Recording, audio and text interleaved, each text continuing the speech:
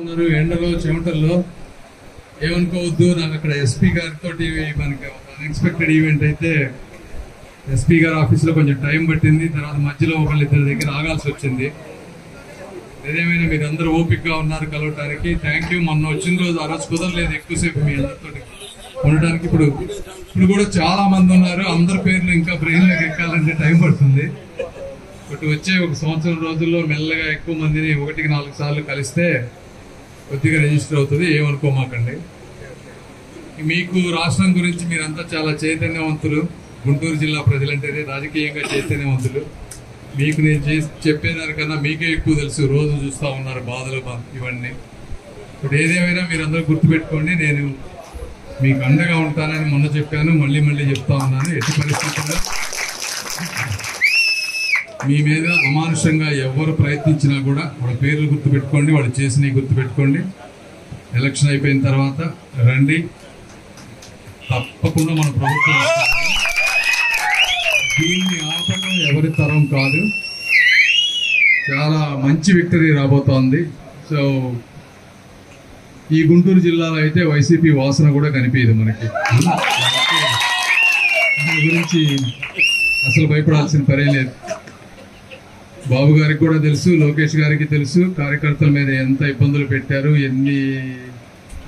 ఎంత అమానుషంగా ప్రవర్తించారనేది. సో ఏంటంటే వాళ్ళు చేసినవి అన్నీ మర్చిపోతారు అనుకుంటున్నారు, కొన్ని మర్చిపోలేనివి ఉంటాయి. తప్పనిసరిగా బదులు తెచ్చుకుందాం అన్నిటికీ. బట్ ఏదేమైనా మీ గ్రామాల్లో ఏ సమస్యలు కావాలన్నా కూడా అన్నీ కూడా రాసుకోండి. ఎలక్షన్ అయిన వెంటనే నాకు సాధ్యమైనంత వరకు నేను ఎక్కడి నుంచి ఫండ్స్ తీసుకురావాలో అవన్నీ తీసుకొని వద్దాం. నాకు ఎంతో ఒక 5 కోట్లు ఎంతో ఉంటాయి. తర్వాత రాజ్యసభ మెంబర్ల దగ్గర నుంచి కొంత ఉంటాయి, సిఎస్ఆర్ ఫండ్స్ ఉంటాయి, ఎన్ఆర్ఐల దగ్గర నుంచి కొంత ఫండ్స్ ఉంటాయి. ప్రతి గ్రామంలో ఉన్నటువంటి ఎన్ఆర్ఐలు అందరినీ కలిసి వాళ్ళకి ఆ గ్రామం, ఎందుకంటే చాలా మంది ఎన్ఆర్ఐలు కూడా ఈ గ్రామంలో చేయాలని ఉంటుంది. కాదే ఊళ్ళల్లో ఉండేటువంటి పాలిటిక్స్ కానీ ఇంకోటి కానీ ఆ సపోర్ట్ చేసి వాళ్ళందరినీ తీసుకొచ్చి చేసే విధానం తక్కువ మందికి తెలుస్తుంది. మేము ప్రతి ఒక్కరిని రీచ్ అవుట్ అయ్యి వాళ్ళు ఒక రోడ్డు వేయాలనుకుంటే రోడ్డుకు వాళ్ళ పేరు పెట్టడమో, లేకపోతే స్కూల్ కట్టాలంటే స్కూల్, లేదు ఏదైతే వాళ్ళు చేయాలనుకుంటున్నారో వాళ్ళందరికీ నేను అండగా ఉండి వాళ్ళ డబ్బులన్నీ తీసుకొని వచ్చి గ్రామంలో మీరు ఎప్పుడు చూడనంతగా ఏదో ఒకటి మంచి పని అయ్యే విధంగా నేను ప్రయత్నిస్తాను. కాబట్టి దానన్నిటికీ మీ సహాయ సహకారాలు నాకు కావాలి. మనం కూడా ఊరు డెవలప్ అవుతుందని చూసుకోవాలి. రాజకీయాలు కొంచెం పక్కన పెట్టాలి. ఎలక్షన్ అయిపోయిన తర్వాత మళ్ళీ 4-5 సంవత్సరాల తర్వాత ఎంతకంటే ఎక్కువ మెజారిటీ వచ్చే విధంగా మనం వర్క్ చేద్దాం. ఓకే. కాబట్టి అది తర్వాత మాకు ఆఫీస్లో పిఏలు 2-3 ఉంటారు. ఒక్కొక్క ఎంఆర్ఓ ఆఫీసులకు కొంతమంది, తర్వాత ఇట్లా ఒక్కొక్క డిపార్ట్మెంట్కి ఒక్కొక్క వ్యక్తిని పెడతాను నేను.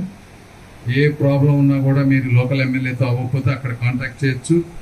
ఆన్లైన్లో మీ అందరికీ అవైలబుల్ అయ్యే విధంగా చేస్తాను. మీ స్మార్ట్ ఫోన్ నుంచే మీరు తెలుగులో కావాలంటే తెలుగులో, ఇంగ్లీష్లో కావాలంటే ఇంగ్లీష్లో మమ్మల్ని రీచ్ అయ్యే విధంగా అన్ని సిస్టమ్స్ పెట్టి మీ అందరికీ యాక్సెస్ ఎప్పుడు నేను ఢిల్లీలో ఉన్నా ఎక్కడున్నా కూడా నేను మీకు దూరంగా లేను అనే విధంగా నేను చేస్తాను.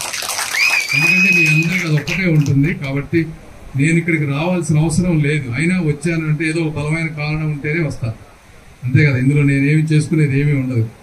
కాబట్టి మీరందరూ అర్థం చేసుకుంటారనుకుంటున్నాను నేను ఎందుకు వచ్చాను అనేది ఇక్కడికి. అది కూడా మీరు అందరికీ ఒకళ్ళకి 10 మందికి చెప్పండి, మంచి మెజారిటీలు తీసుకురండి. అదేవిధంగా మనోహర్ గారికి మీరందరూ ఇంకొకసారి చెప్తున్నాను, తప్పనిసరిగా ప్రతి ఒక్కళ్ళు ఓటు ట్రాన్స్ఫర్ అవ్వాలి. ఎందుకంటే పవన్ కళ్యాణ్ గారి గురించి మీ అందరికీ తెలుసు, ఆయన సినిమాల్లో ఎంత సంపాదిస్తారనేది. అదేవిధంగా ఆయనకి జగన్మోహన్ రెడ్డి గారు కేసీఆర్ గారి రూపంలో దాదాపుగా 1000 కోట్ల రూపాయలు ఆఫర్ చేశారు. ఏంటి పొత్తు పెట్టుకోకుండా ఉండటానికి. 1000 కోట్లను కూడా ఒక వెంట్రుకతో సమానమని